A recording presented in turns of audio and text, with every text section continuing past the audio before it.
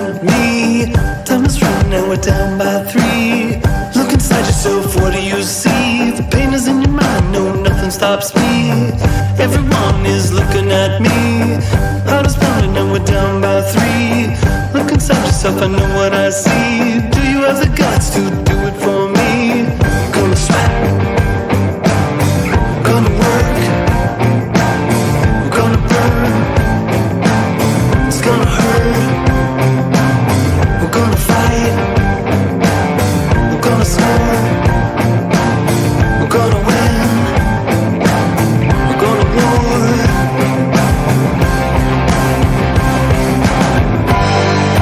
Right of the glass, kick some ass,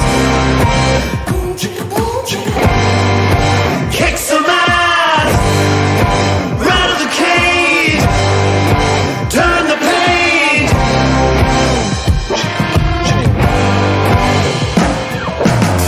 Time to break, not gonna choke. Game over, no class, don't gloat. If we win, we'll be the GOAT. Do you have the heart to give him some hope? Everyone is looking at me. Time to protest, I'm on my knees. Raise my fist so that everyone sees. I'm gonna stand up for what I believe. Gonna sweat, gonna work, gonna burn, it's gonna hurt, we're gonna fight, we're gonna score, we're gonna win, we're gonna war.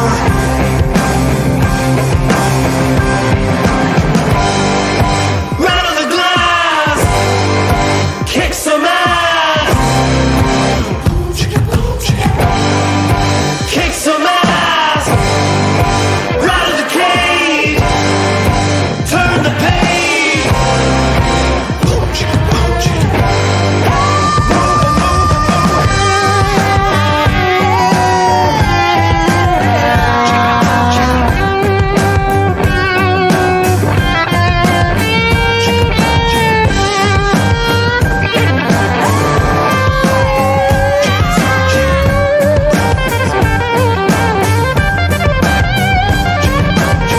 Gonna sweat, gonna work, we're gonna burn, it's gonna hurt, we're gonna fight, we're gonna score, we're gonna win, we are going to war.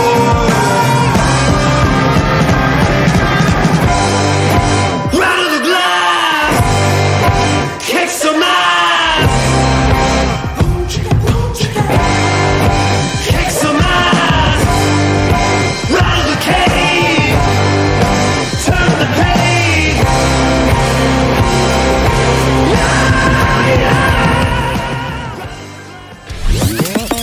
Here we go. Welcome to Puckin' Pigskin. Great sports fans talking hockey and football with a dash of everything else.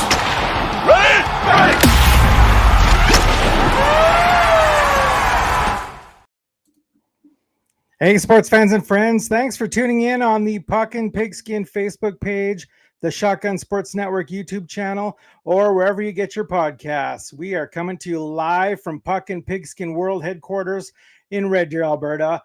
Episode number 2 of season 3, baby. Please smash the like and subscribe buttons and hit the notification bell to be notified whenever we go live and post. And don't forget to drop your comments and questions into the chat, because viewer interaction is one of the best things about doing a fan-sided show live. Another great show for you tonight. Edmonton sports fan and one half of the Elks Herd, Scout, aka the rep from Section X, is here to talk about the Edmonton Elks football, CFL playoff predictions, and we'll do some team grading as well on our teams. I have a feeling that they're both going to be First, let's start with the Fire and Horsepower report, brought to you today by Game Time. Sports fans and friends, are you tired of missing out on tickets or paying ridiculous prices for other guys' tickets? Game Time has your back. When you buy on Game Time, your tickets will be on time and authentic, guaranteed. If you find a lower price elsewhere, they will make up 110% of the difference. Last minute plans have never been easier. Buy tickets, send them to friends, and to the venue, all from your phone. Head on over to gametime.co and enter promo code SAVE20 at checkout or in the Game Time app. Go to your profile and redeem code SAVE20 and get 20% off your first purchase of $150 or more. Not spending $150 on tickets? Use promo code GAMETIME1019848 to get $5 off your first purchase. That's GameTime1019848 to get $5 off your first purchase. Flames won their opening preseason game against the Seattle Kraken in Seattle on Sunday by a score of 6-1. Multiple Flames hit the score sheet with Matt Coronado leading the way with a goal and 2 assists. Dustin Wolf stopped 33 of 34 shots and looked amazing as usual. Not to be outdone, Devin Cooley stopped 44 of 47 shots, including a few 10-bell saves in one of 2 split squad games between the Flames and Edmonton Oilers. Cooley and the Flames won in Edmonton 6-3 with a few Flames tallying 3 points and Matt Coronado scoring 2 goals. Flames also won the game in Calgary, beating the Oilers 6-1. Connor Zary led the way with 2 goals and an assist, and Dan Vladar stopped 18 of 19 shots. I'm sure Scout and I will talk a little bit about that. Flames' next action is tomorrow in Vancouver, taking on the Vancouver Canucks. In transactions, the Flames also trimmed down their preseason roster today, sending 7 players back to their respective junior clubs and releasing Luke McNamara from his amateur tryout agreement. The Calgary Stampeders dropped a crucial game in the division rival Saskatchewan Roughriders on Friday night. Stamps QB Tommy Stevens started the scoring with a 69-yard sneak for a touchdown. Rennie Paredes missed the convert attempt. The Riders answered with a 1-yard TD and convert to take a 7-6 lead. Teams exchanged field goals to end the first quarter with a 10-9 lead for the Riders. The game started to tilt heavily in the Riders' favor in the second quarter, with the Riders scoring 2 touchdowns to take a 24-9 lead into halftime. The 2 exchanged touchdowns in the third quarter, and despite outscoring the Riders in the fourth quarter, the Stamps came up short, with Jake Mayer throwing an interception late in the game. Quarterback Jake Mayer completed 25 of 31 passes for 197 yards, 2 touchdowns, and 1 interception. Running back Dedrick Mills had 10 carries for 74 yards rushing. Leading receivers were Marky Michel for 6. Marky Michel had 6 receptions for 48 yards. Jalen Philpott had 6 receptions for 47 yards. And Reggie Bagleton with 4 receptions for 43 yards. Kicker Rennie Paredes nailed his only field goal attempt for 41 yards, and as I said, missed 1 convert. You can see post-game reactions from players and coaches at stampeders.com. Stamps' next game is this Friday, October 4th in BC to take on the Lions. Transactions on September 18th, former DB Keon Raymond and offensive lineman Spencer Wilson signed 1-day contracts to retire as Calgary Stampeders. And back on September 17th, the Stampeders signed national defensive lineman Anthony Federico, who played 25 games with Hamilton and Montreal. That's your fire and sorry, I got something nasty going on with my throat. That's your fire and horsepower report brought to you by Game Time. Now, my only guest tonight can be seen alongside his lovely other half in life and on their show, The Elks Call, from the Elks Herd, Scout, a.k.a. the rep from Section X. Welcome back to Puck and Pigskin. Jason, thank you so much for having me, man. It's been a minute. It's been a minute since I've been on the show, but I couldn't be more thankful to be here, man. Yeah, it's been a minute since you've been on the show. Of course, I was on a little hiatus there, and I was on your show a few weeks ago now, I guess it would have been, or maybe a month or so, but yeah. Yeah, I mean, we ended up coming out on the better side of the winning side of the Battle of Alberta. I know that we were talking about that a little bit, and now all of a sudden we are taking the beatings here in Edmonton at the hands of the Winnipeg Blue Bombers. as Elks fans. So, oh, how the tides have turned, right? Yeah, I think it's yeah, you've been on my show before. I've been on your show a couple times, and of course, my show just joined the Shotgun Sports Network alongside your show and others. Safe to say, we formed a great sporting relationship. So Oh, then you won't. So then you won't mind me giving you the gears about the Flames beating up the Oilers last night. yeah. I mean, everybody in Edmonton, I think, is trying not to talk about it. Unfortunately, they did get beat up a little bit, but luckily it's just preseason, right? So it's maybe not quite as important as where the Edmonton Elks are right now. But yeah, I mean, hey, the Flames looked really good last night, and I think it was a little bit unexpected that the Flames came out and played really good in both games, really. I think that's the only time you're going to see the NHL Battle of Alberta twice in one day. It's a preseason only sort of deal, right? Yeah, yeah. Mind you, the Flames also beat up the Kraken in the first game. Now I know it's only preseason, but I mean, last night, I know you can't go into too much detail, but let's start off by getting your quick thoughts on the Oilers preseason so far.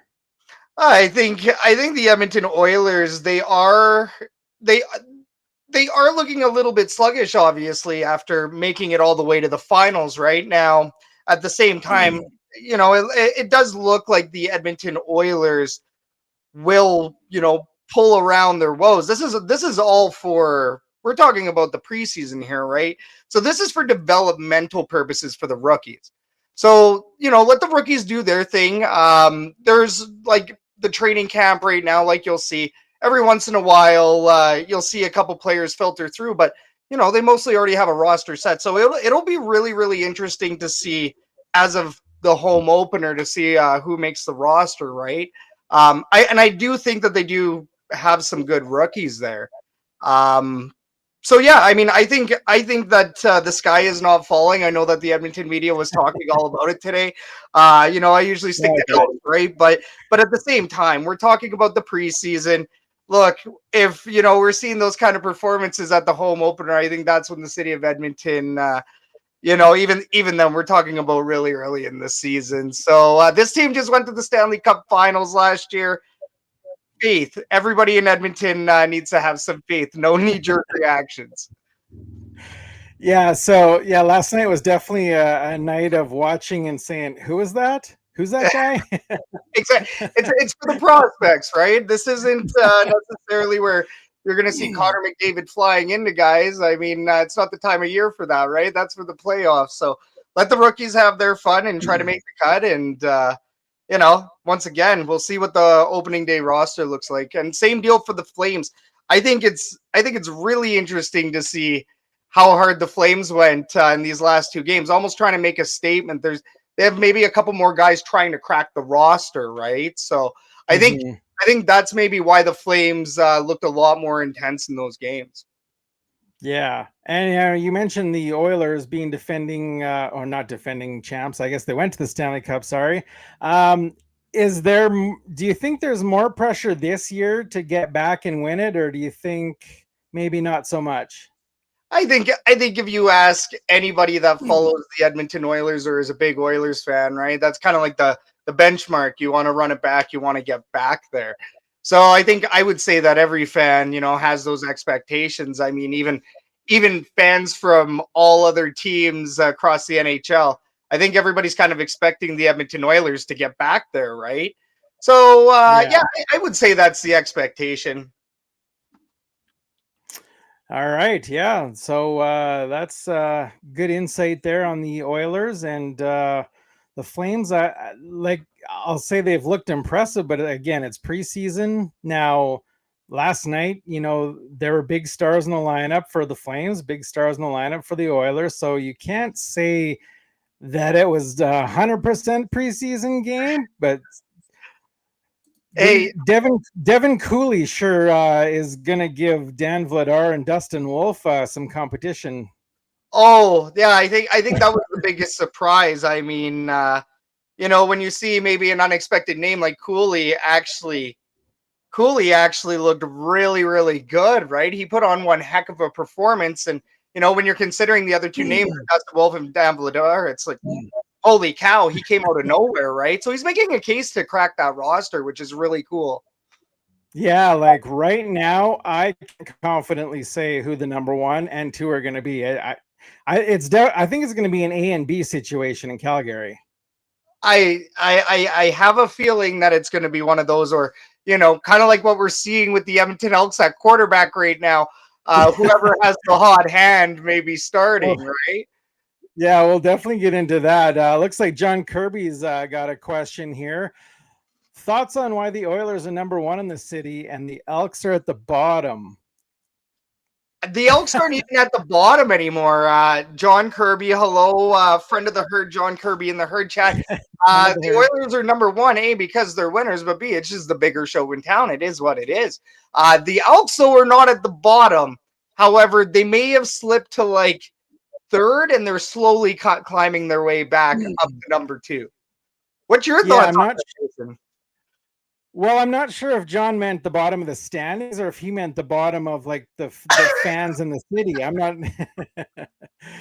John also says October 25th, Oilers Hall of Fame game, 7 p.m. and Elks versus Toronto at 7:30. So I guess we'll see who's the top of the food chain in Edmonton, who's the bottom on that night.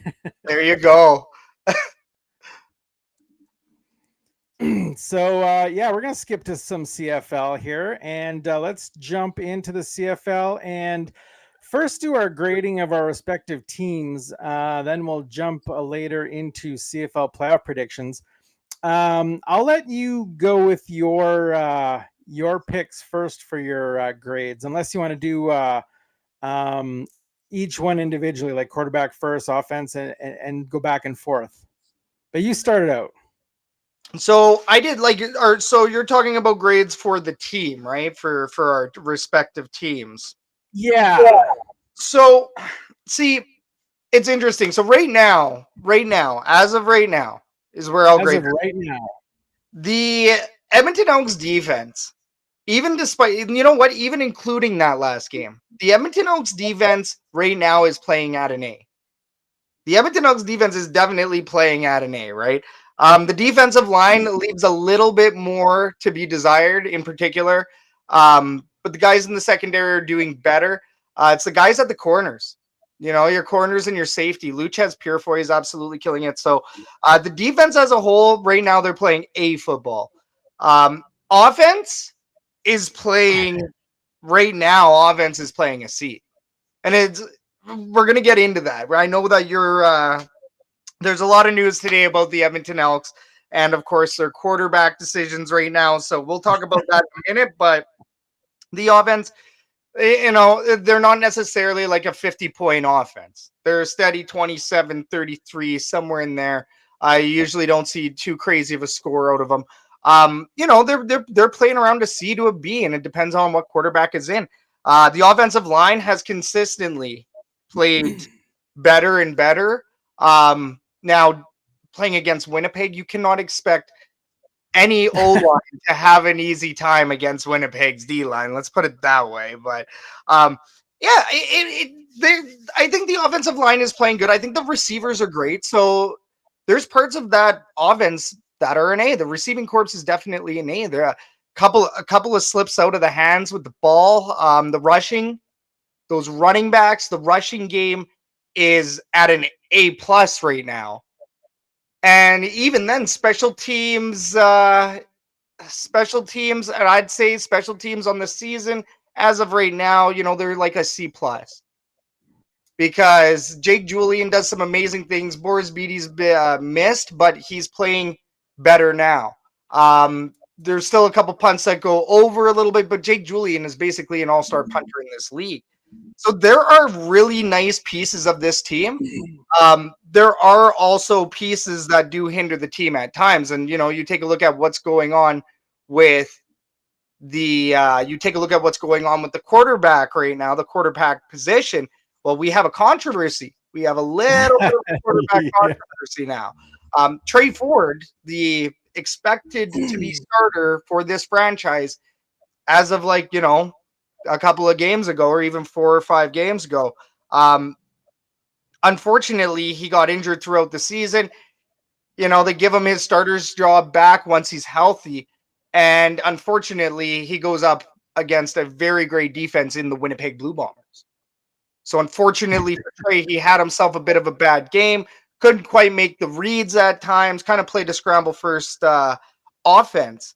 And now we have MBT in as starting quarterback as of today. So, with the offense, I think the offensive phase really is the X factor or the big question mark, however you want to put it. That's kind of like the swing on this team right now because the defense is playing good and the special teams is playing well enough. Special teams has maybe cost this team, I don't know, maybe one loss on the season. Yeah, a couple controversies in Edmonton, a quarterback controversy and a kicker controversy this season, apparently, with Dean Faithful on the bench. But exactly, this has happened before already. So then, see, now in my mind as a coach, well, I'm not a coach, but if I was a coach, I don't think I would keep switching back and forth like they're doing. You got to give a guy a few games to get into a groove. And I think they're switching back too often, going back and forth. Now, of course, there's the injury, which, of course, you have no choice. But I personally would have left Trey Ford in one more week here, give him a chance. Like you said, you're playing against Winnipeg. And I mean... Zach Collaros and Brady Oliveira were picking the Edmonton defense apart. It was just insane to watch. Yeah, it was really painful to see how much we allowed Brady Oliveira to run down the field. Now, on the flip side, Justin Rankin, I believe he had 157 yards on that game. So he had himself one heck of a game on the ground as well. But you sure did wish that there was better aerial assault. I mean, Trey Ford, he just couldn't seem to get comfortable. He started scrambling. He kind of looked like vintage Trey Ford as of last year or the year before. So it was a little bit frustrating as a whole. But once again, like you said, it's Winnipeg's defense. Winnipeg has a special defense. Yeah, John Kirby says Ford should start Friday, not MBT, in my opinion. And so even to speak on that, as of our last episode, the Elks call, we had already kind of talked about this and asking, is this a smart thing to do if you're Jarius Jackson? Is it smart to put Trey Ford in while MBT is hot? Flip side of it, you also have to give Trey Ford the keys to this team if you want him to be your starter, your franchise starter, your franchise guy for at least 3 years in the CFL for the E, the Edmonton Elks. Yeah, and I mean, Jarius Jackson was a quarterback himself, so in his mind, he should know how this works or how it should work. And I don't know, I just think the flip-flopping back and forth, it might bite them in the butt. I'll agree with you here, Jason. I think that there's some really good potential that, let's say, if they would have kept riding with MBT, maybe he would have won that game, but maybe he wouldn't have. Maybe he would have gotten picked off maybe 2 times as opposed to 3 or whatever, or maybe he would have only committed 1 turnover or whatever. Maybe shoulda, coulda, wouldas. We're gonna find out what MBT does now against the Winnipeg Blue Bombers on Friday. Yeah, so going back to the grading then, do you kind of have an overall grade for the Elks so far, or did... Yeah, I actually do. I would say that the Edmonton Elks, they're at a C on the season. Okay. And the reason for that is, you're pretty much as weak as you're weak, or you're as strong as your weakest phase, in my opinion. So I mean, on any given night, that C performance could just hinder you in any phase, and that's going to ultimately give you that. And on top of that as well, the Edmonton Elks, they're playing the best football under the Edmonton Elks moniker that they ever have. To go, 4 out of 5, 5 out of 6, they were really looking good there for a while. So the Edmonton Elks are on the upswing, which is something that we haven't been able to say even since, I guess, the end of last year. But unfortunately, going 0-7 to start the season, well, that's not going to get you much more than a C. That as well. Yeah, so I guess we'll get into my grading for the Stampeders. At quarterback, I actually graded the quarterback as well because you kind of have to break them out. I think I gave the quarterback an A, and that of course is Jake Mayer, who right now is second in passing yards with 3,354. He's third in touchdown passes with 18, and he's second in completion percentage. Now, he's also third in interceptions with 12, so he does throw us some picks. So I couldn't give him an A plus, so I left it at an A. I don't find anything wrong with how Jake Mayer is playing at all. The offense is second last with 330 points for, third last with 29 offensive touchdowns, and fifth or sixth for rushing categories and a lot of the passing categories. So the offense not really helping Jake out. So I gave the offense a C. Defense, they're second last in the CFL with 418 points against. So they're almost giving up the most points in the league. Second last with 41 touchdowns against. So they're almost giving up the most touchdowns. And they're last in opposition net offensive yards. Most defensive categories I found they're typically second last or last. Demario Houston is 13th in the CFL with 60 tackles, but fifth with 4 interceptions and only had 1 forced fumble. So the defense, I gave an F. Their defense just has to be better. They can't be allowing the second most touchdowns and second most points against in the league. Special teams, Peyton Logan is 7th in kick returns. He's got 24 for 511 yards, and he's averaging 21.3. His longest is 39. He doesn't have any touchdowns. He's 6th in punt returns. He's got 26 for 409 yards. He's averaging 15.7 yards per punt return. His longest is 104 for a touchdown. So these are almost his best numbers season-wise, but he's only played 11 games so far compared to 16 2 years ago where he had the same numbers. So I gave him an A, special teams an A. Rennie Paredes is 3rd in field goal percentage. One of the best got the CFL. Sorry. And he's got the second longest field goal this season with 57 yards. So I give him an A. Yeah. He's missed a couple crucial field goals and the odd convert. Doesn't happen often though, Rennie Paredes. Yeah, like I was actually, in my mind, I haven't really, kept track of the numbers throughout the season, but I've noticed the missed field goals and the missed converts, and for some reason those stick out in my mind. And that's why these numbers being so good surprised me about him. Yep. No, and he is, anytime Rennie Paredes is lining up for a field goal, even here in Edmonton, I've seen him do it so many times at Commonwealth Stadium. And every time you get worried, it's like watching Sean White even, right? There's certain kickers out there that are automatic, and Paredes, he seems to be automatic year in, year out. Yeah, I mean, it's he's Mark McLaughlin 2.0 pretty much. Yeah, no doubt. And I mean, flip it back to Edmonton here for a minute on the quarterbacks. Yeah. I'll give you a quarterback rating here. Sure. The Edmonton Elks, I would say their quarterback room right now, I would put it at a C. That would also be a C. Like this team, for the most part, you're rating this team C's. There's not any phases that have particularly given us F, but if you cut this season up into thirds, you can grade those on Fs. Like this team, for what they can't seem to be consistent. So, with MBT. Sure, he hadn't gotten 7 wins in a row, but we're talking about a guy for, on this season, he's doing 19 touchdowns to 9 interceptions, basically a 2-to-1 ratio, which is what you want from a quarterback, right? His average passing yard is 8 yards per pass. Could be a lot worse, could be a little bit better. His stats are basically middle of the road, but it's still slightly above average. He's not going 1-to-1 on the touchdown ratio. On the season, in 14 games, he's completed 266 passes on 393 attempts. So the percentage isn't exactly the highest. It's once again middle of the road. It's very, very C performance.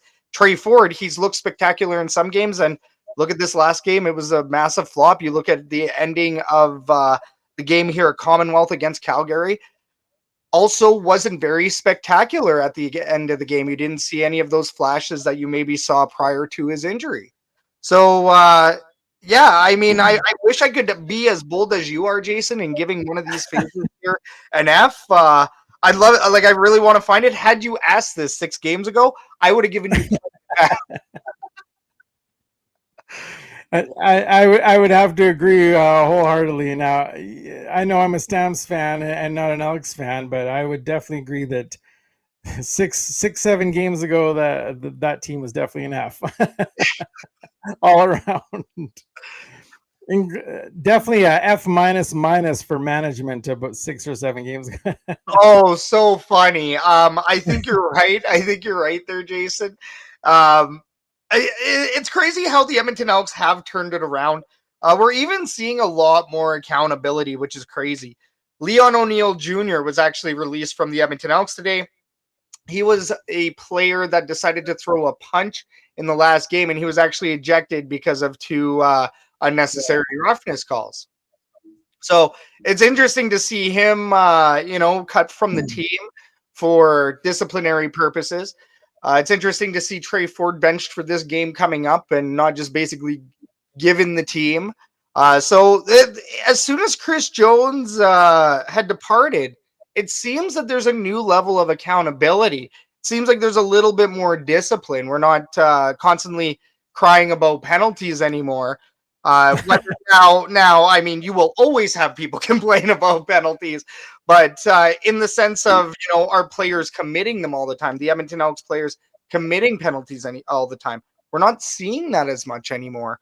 I would agree. 6 games ago, you asked me about Chris Jones. Management, yes, that's an F. And kind of similar in a different way, you look at what's going on in Calgary. Dave Dickinson seems to be struggling a little bit, wearing multiple hats as a GM and coach. Yeah, that's definitely the case. I think things are definitely a lot better. Number 1, when Huffnagel was GM and Dickinson was coach. Number 2, when Bo Levi Mitchell was at the helm. Although, like I said, Jake Mayer is not doing bad, but he's not doing what Bo Levi Mitchell did. It's Jake Mayer. I think he's doing not bad. He's one of those players that you do worry about. One game he looks spectacular, the next the performance looks a little bit different. Obviously, there could be a lot of reasons for that, but I do think that Calgary will turn it around, and once they do, they're going to be a very dangerous team. Now, the problem is that another team in the West is obviously going to have to go down for the Calgary Stampeders to go up. We might not see that until next season, but who knows? I mean, the Calgary Stampeders can also still make it into the playoffs right now. Well, if you look at the last 5 years or so, the Winnipeg Blue Bombers are on the downslide. So exactly. Hey, and except for right now, unfortunately, except for at the end of the season, where they do need to look good, the Winnipeg Blue Bombers, and how they're up there in the power rankings, and rightfully so. Yeah. They definitely put on a performance against the Edmonton Elks. Now, that being said, there could have been a couple of reasons as to why the Elks didn't perform in that, but plain and simple, they do have that pedigree. They do have that championship pedigree. I do think that the Winnipeg Blue Bombers are going to be in the playoffs this year. Oh, yeah, no doubt. Getting back to my grading of the Stampeders, I did leave out the fact that the Stampeders backup quarterback is also not bad. I mean, we saw Tommy Stevens rush for a 69-yard touchdown the other day. Just a crazy play where the offensive line just opened everything up and he just plucked right through and took it to the house. So I forgot about him in the quarterback grading. Coaching, I also rated the coaching. It's hard to rate coaching because we don't know the conversations that go on. We don't know, behind the scenes stuff. All we see is the product on the field, right? And the play calling. So I rated the coaching a C, just to be middle of the pack. What say you about Elks coaching? Elks coaching, once again, if you had asked me 6 games ago, I'm giving you an F. You ask me right now, like you said, it's kind of hard to judge, but based on the differences that we're seeing, based on the fact that this team looks night and day from Chris Jones and Jarius Jackson, B minus. And I'll say B minus because this coaching staff has also lost a couple times, but they've also figured out a way to get the most out of the players, I believe. Jason Shivers, it looks like his defensive coordinating and whatever he's doing or whatever he's saying to those players, his message is coming across. Jason Shivers has now had 2 backups out there picking off balls while they're stepping in for an injured player or two, right? When you see things like that, it's a little bit obvious that there is something that has changed for the positive on the coaching side. And, you can also see that as well on the flip side. If you have a coach come in and all of a sudden things fall apart in a phase, right? And we've both seen that happen over the years with our teams. Yeah, absolutely. Just want to say I see 3 people watching the stream right now. Hey, don't forget to drop a comment in the comment section and like and subscribe. And also head on over to the Elks Herd, like and subscribe. The Elks Herd, Shotgun Sports Network, the whole kit and caboodle. So yeah, to finish off my team grading of the Stampeders. So the overall, the Calgary Stampeders this year, I'm going to grade them a C+ overall. So a couple bright spots, couple bad spots. So they're kind of right in the middle of the line. Nice. I actually had the Calgary Stampeders as an F, but I think if I'm going to take a non-rivalry approach to it, I think it would also be, I would say, a C-. Yeah. Was that rating done with your heart or your mind? Heavy analytics. Go out. ABC. No. We kind of touched on this already. Macbeth getting the start this weekend against the Bombers, in case anyone's just tuning in or watching. Is that a good decision in your mind? We kind of touched on that already. Now, you and Catherine also discussed some potential upgrades to Commonwealth Stadium on your show, I believe your last episode. Give our viewers and listeners a brief rundown of the proposed changes and what your thoughts are of those changes. Alrighty, so the city of Edmonton is exploring a modernization project. They've approved like the very entry level phase of this project, which would be to repair and maintain the building. But then the other phases include a modernization, and the concept art is out there. It's actually on the City of Edmonton's website if anybody wants to check it out. But basically what they're looking at doing is throwing in glass instead of the metal panels all around the outside of the building, looking at changing a couple of flow restrictions, I guess. So trying to figure out a way to improve the flow and congestion inside of Commonwealth. There's some concession upgrades, obviously. So they're trying to reimagine it a little bit on the inside and the outside, trying to do some of the major repairs. Now, I do think that it's a very good idea. However, the city of Edmonton has let Commonwealth Stadium fall apart a little bit. So the biggest question now is, where does the money come from? And as we know, in Edmonton, there is a new ownership, a new man who bought the team.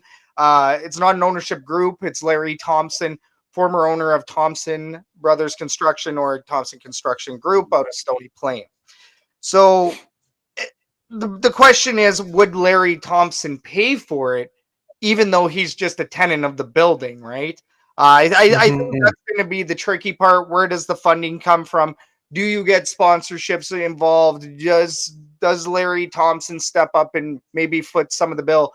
Federal government, as we know, Jason, there is a nice new arena down there in Calgary that they're going to be building. And, we could get political, which we will not. But one city was given some funding from the government, and another one was not. So it'll be interesting. Commonwealth Stadium is a crown jewel stadium in Western Canada, and honestly Canada as well. It is the biggest stadium in Canada. So I do think that they need to keep Commonwealth Stadium open. The modernization project will do exactly that for the next 20 to 40 years. Yeah, you hit the nail right on the head talking about Commonwealth Stadium being the crown jewel. It's actually, for as old as it is, and you say it's falling apart. I think it's a nice stadium. I always love going to Commonwealth. I like the fact that when you walk in, you walk down to your seats, and the field is lower than the grade outside. I like that. You can't beat watching concerts there. I saw John Kirby comment, but I think he deleted the comment, but you forgot to mention the airport bathrooms that the Commonwealth is getting, and the airport looking bathrooms. That's right. There is. I think that's how Catherine described it, wasn't it? Yeah, she said it looked like, it looks like an airport bathroom. That's exactly it on the episode of the Elks Call, Jason. That's correct, man. But before she said that, I was thinking more a mall bathroom. But then when she said airport, I was like, yep, that's it. Yes, it's exactly like a renovated or even West Edmonton Mall bathroom, I think is actually what that looks like. Yeah. Now, talking about Commonwealth Stadium, let's put yourself in charge. What is one thing that you would change about Commonwealth Stadium? How much money do we got? Well, Larry Thompson seems to think there's an endless supply. So let's say there's. So the upgrade that I would love to see, that unfortunately I don't think we will see, would be the field being lowered and the seats going closer to the field. Get rid of the ring. Get the environment a little bit more intimate. The problem is that there's so much piping underneath Commonwealth Stadium that it would take a lot of effort and money to make that happen. Yeah, not only that, I'm not sure, like with the stands the way they are already, I'm not sure if you'd be able to move anything, and you kind of can't really put seats in front because the front level seats are already pretty low. You'd almost have to do something at field level, like BC tried. Yeah, they literally have to dig out the turf, dig it down. Oh, I see what you're saying. Lower the field, yeah. Yeah. So they'd have to lower the field to make that happen. I think a lot of fans, and it's honestly one of the biggest complaints about Commonwealth Stadium, when people talk about how big it is, sure, that's great. But you lose that intimacy of, let's say you go to BMO Field. Have you ever been to BMO, Jason? No, I've never been anywhere east of Winnipeg. No, okay. Even IG Field, honestly, or Princess Auto Stadium, sorry, is what it's called now. But even BMO has such a tight box feel and shape, and it's so intimate. It's so close up to the field.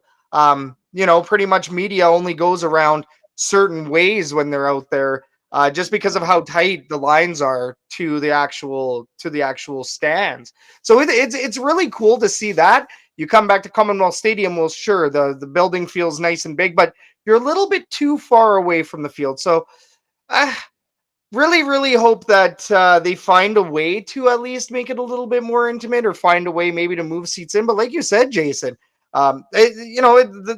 it's kind of tough with the seats already being so low. You can't really go much lower. Yeah, and when you talk about intimate venues, I always think of Montreal, because I mean they're so intimate and small. They have the end zone corners cut. Hey, but you know what? There's nowhere like Percival Molson McGill. From what I've heard, it is an iconic, one-of-a-kind experience, and I would love to go see the Double E one day, get a win in Montreal if the opportunity exists. For now, I think I got to try to make it down to McMahon within the next year or two to finally cross that one off the bucket list. Oh, have you never been to McMahon? I've never been to McMahon. Oh boy.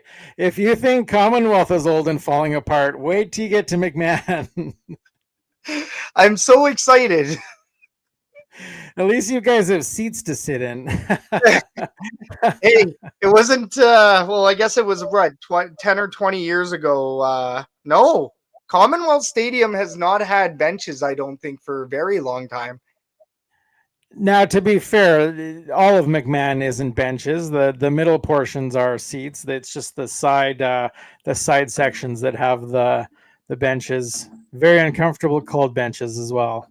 Hey, best enjoyed in the playoffs. Am I right? That's right. That's right. John Kirby commented on what he'd like to see improved at Commonwealth Stadium. He wants a roof.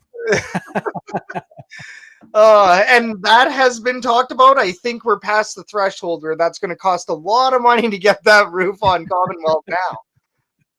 Oh man. Now we touched on Larry Thompson, new owner Larry, as I like to call him, Larry Distracted Driver Thompson. Didn't drive into that bench on purpose, did he? Oh, never. I've seen talk, and it's just rumors, I'm sure, but I've seen talk of Thompson wanting to change the team name back to the Eskimos or the Esks. Give us your thoughts on that if that were to happen. It's interesting. So it's one of the most polarizing subjects whenever you bring it up here in Edmonton. And right now, with the Edmonton Elks doing fine, doing all right, getting some wins, now that we've seen home wins return to Commonwealth Stadium, now that we've seen fireworks return, now that we've seen the helmet, the inflatable helmet tunnel return, pyrotechnics, all of these things that we missed over the years, the chatter on the name change is just a little bit more quiet. It's just a little bit quieter. But you will never get rid of that name change topic. And Mr. Larry Thompson has indicated already via changing the primary logo to the double E's that there may be a name change incoming this offseason or next or the one after. Yeah. Now, if he were to just change it to the Esks, you guys would only have to change one letter in your show name. Exactly. We could be the Elks Herd or the Elks Call. It would be a little bit of an easier rebrand for us over here at the Elks Herd. At the same time, we'll cross that bridge whenever we got to get there. But me as a fan, do I want to see the name Eskimos return? Not necessarily, because if there are people out there that are offended by it, then, I can't really tell people what they're offended by. But once again, if there's a group of people that are offended by it, I'm not out here to go ahead and offend somebody by cheering for a team name. At the same time, I've grown to love this Elks brand. I think Elks fans right now are truly a special breed because we haven't complained about this name. We're still cheering for the team. We're still trying to enjoy double E football as much as possible. And now that the team is winning, it feels like it's all worth it. Feels like this team has lost for way too long. Now, the term Edmonton Elks is also really associated with losing. So how do you kind of wash that and try to move forward? Well, the best of both worlds would be renaming the team to the Edmonton Esks. It's an ode to the new name. It's an ode to the old name. You kind of pick off two birds with one stone, as they say. So me personally, I do like the name Esks over Eskimos, but it's still Edmonton Elks for now. And the Edmonton Elks have finally put some pride back into this town, made these fans a little bit more prideful about the brand and the green and gold again. And to see that, hey, you never really thought it was going to happen with the 0-7 start to the season, but here we are. There is wins associated with the name Edmonton Elks. Yeah, absolutely. And so back when they were naming the team, I know they came up with 5 or so potential names. What was the name that you were wanting them to take? Do you remember? So out of the 5, I went with Elks. And the reason for that is for the 1922 Edmonton Elks. The The team was already named this over 100 years ago now. They were already given the name Edmonton Elks.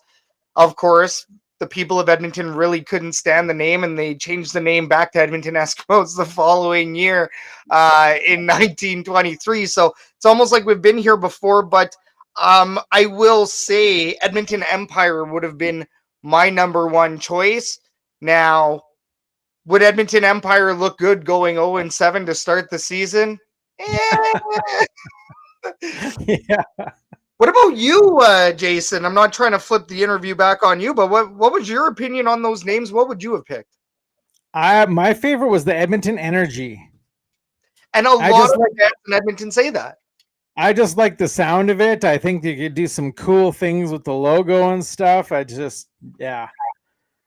No, I agree. And it's interesting to hear that because a lot of people here in Edmonton, even with this Edmonton Elks, I guess, conundrum over the last 3 years and futility of the Edmonton Elks, it's interesting. Even fans are just saying rebrand it to something else, Double E, rebrand it to Edmonton Energy. Why couldn't we do Edmonton Energy? We have an energy sector here, right? It only makes sense, really, when you put it that ways. So I agree. I think that a lot of people kind of felt that would have been a better name. Instead, we went for the throwback name, and it sounds like we might be getting a fusion of the two around the corner, potentially. Now, like you mentioned with the Empire, could you actually see the Edmonton Energy going 0-7? Hey, you know what? Not much energy there if you're 0-7. Edmonton Energy is lacking the battery power to get the wins. You can make so many headlines with that. John Kirby in the chat says my pick for a name, Edmonton Double E. Hey, and I really like that as well. It's kind of funny. The Double E, even just the term Double E, has been used a lot more since Larry Thompson took over as owner. He went ahead and put the Double E logo at primary instantly. He came into the Double E. He doesn't really show much of that affection, or he doesn't really show much like for the Edmonton Elk antler logo. Now, what is cool is, speaking about logos, I'll give you a Puckin Pigskin exclusive here. So our friends over at Momentum Customs, St. John Sperling, he actually ended up making a pair of shoes that were commissioned by the Stollery for Larry Thompson, or commissioned by Larry Thompson, sorry, for the Stollery. I had that backwards. So Larry Thompson went ahead and asked the St. John to go ahead and make these really cool sneakers. Now, the sneakers have a logo that has only ever been seen once. And it was when Victor Cui leaked it back in 2022. From what I know, this is the only name there could be for this is the 2022 Edmonton Elks logo, or Double E logo. And it is the oval with the modern double E's inside it. I recommend everybody to go check it out. If you do want to see this logo, Momentum Customs on Instagram and Facebook, St. John Sperling, he made those shoes, and they do have a new logo that we may potentially see next year as maybe even the main logo for this team. Oh, well, that's interesting. Dropped right here on the Puckin Pigskin. You heard it here first. Exclusive. All right, let's dive into our CFL playoff predictions. So what I did was I basically predicted the winners and losers of all the remaining games of the season, which resulted in the Elks and the Ticats tied for the last playoff spot, and also tied in the head-to-head. So in my mind, they're going to come down to, I believe, when they're tied and they're tied head-to-head, I think it comes down to total points for and against, doesn't it? Yes. If when the tiebreaker, if the two teams go head-to-head, they both each get a win.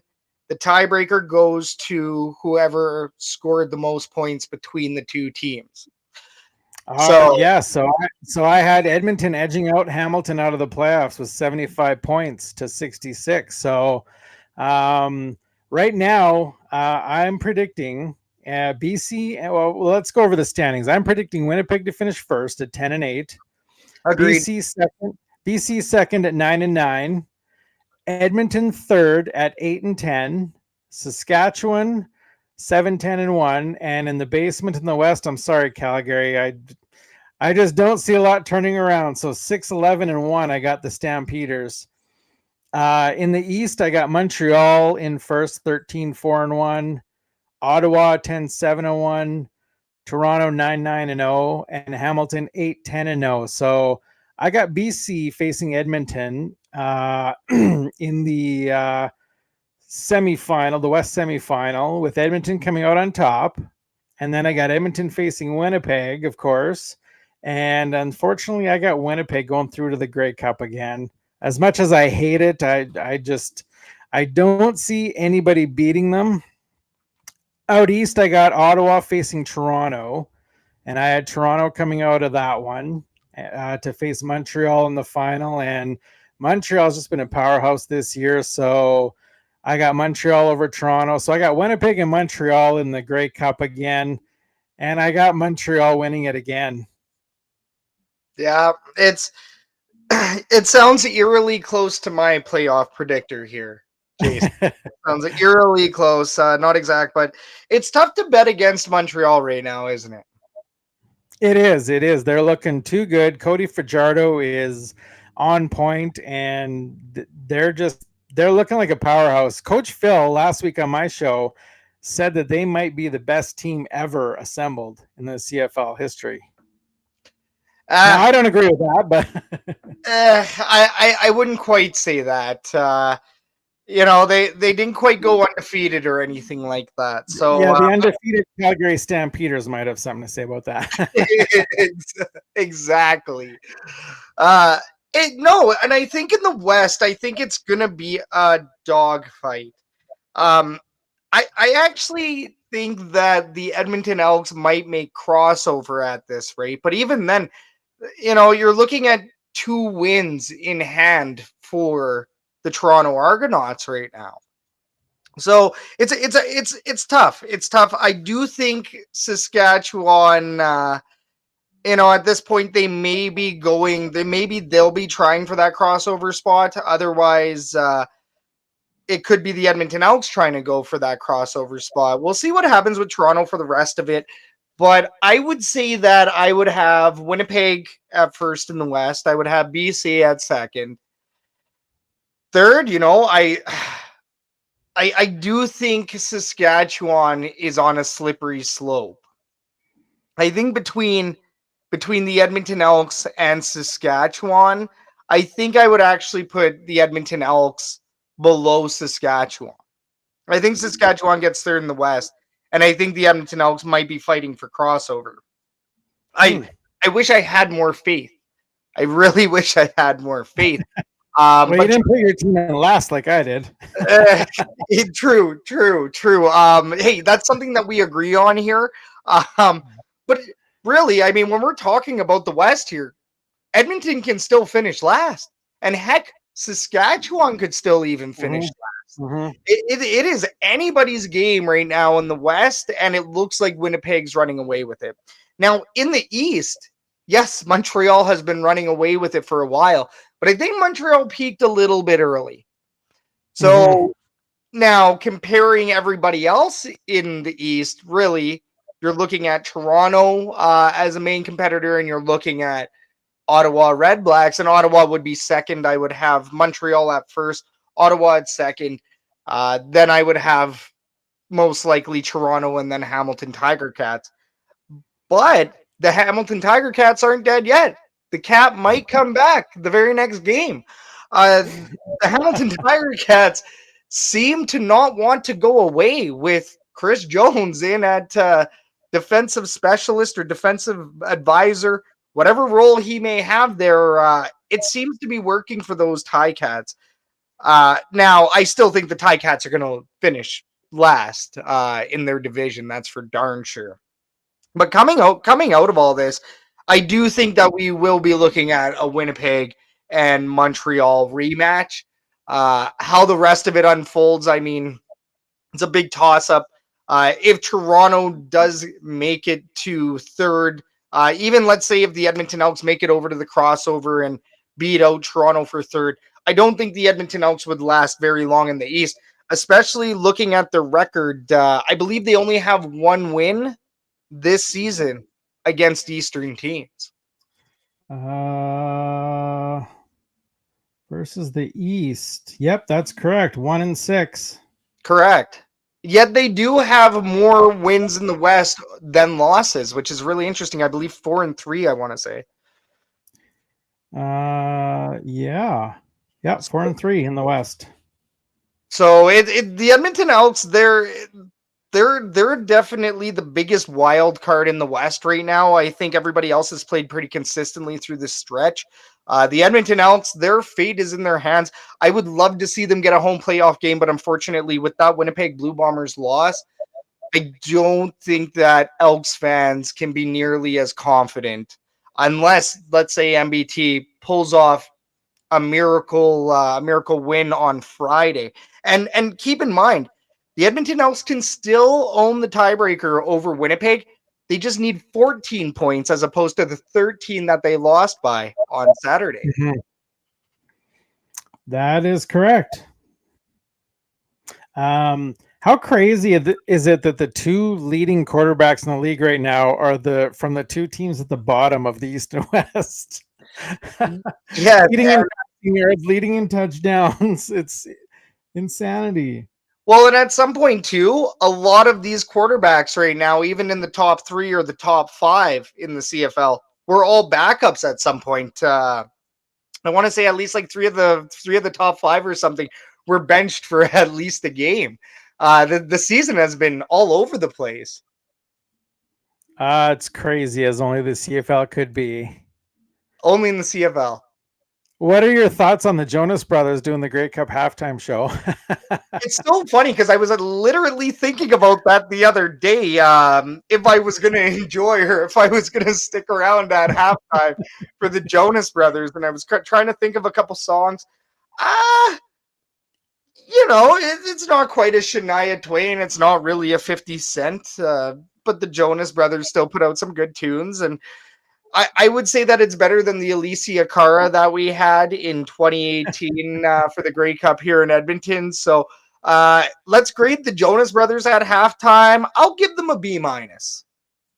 Yeah, it's going to be interesting to see where this goes because, I mean, a lot of people liked Green Day. Green Day was probably rated one of the top halftime shows in Grey Cup history, which is amazing because I thought it was spectacular. They sounded great. They looked great. It was a great performance all around. So I think the Jonas Brothers are I'm going to give them probably a C just because the pop music, I can't, for some reason, I can't see CFL fans watching pop music, but then again, I would have never thought I'd see rappers playing the halftime show at the Edmonton Elks game either. And I did. So hey, Ludacris, Flow Rida, we've had a couple of good ones. Busta Rhymes, we've had some really good halftime acts. Yeah, Grey Cup, it's always a little bit bigger, right? And Green Day, I did hear that Green Day was a big favorite over the last few years. Even I do remember seeing Shania Twain come out on the bobsleds, and it was like one of those most iconic Canadian moments, right? There's certain performances that you do remember. Even with the Super Bowl, it's always such a big deal, right? So it is cool that the CFL did bring in somebody a little bit more hip. And honestly, hey, if you're somebody that's a bit younger that comes to the game and that's a big thing for you and that maintains, younger fans, then hey, the CFL did their job. John Kirby says, Burning Up, Waffle House, Sucker, just to name a few. And I saw them last year in Edmonton. They put on a hell of a show. I have no idea who he's even talking about. I've never heard of any of those people.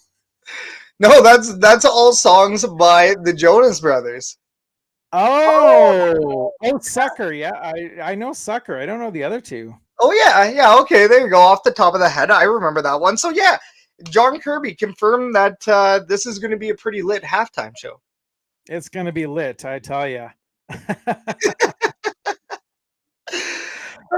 Sports fans and friends on YouTube, don't forget to like, subscribe, and hit the notification bell to be notified when we go live or post. And like and follow Puck and Pigskin at Puck and Pigskin on X, Twitter, Facebook, Instagram, TikTok. I'm everywhere. Scouts everywhere. That does it for me here at P&P World Headquarters. Go check out all the great shows on the Shotgun Sports Network, including the Elks Call with my friends Catherine and Scout, aka the Elks Herd. They go live every Wednesday at 8:30 p.m. on the Shotgun Sports Network YouTube channel.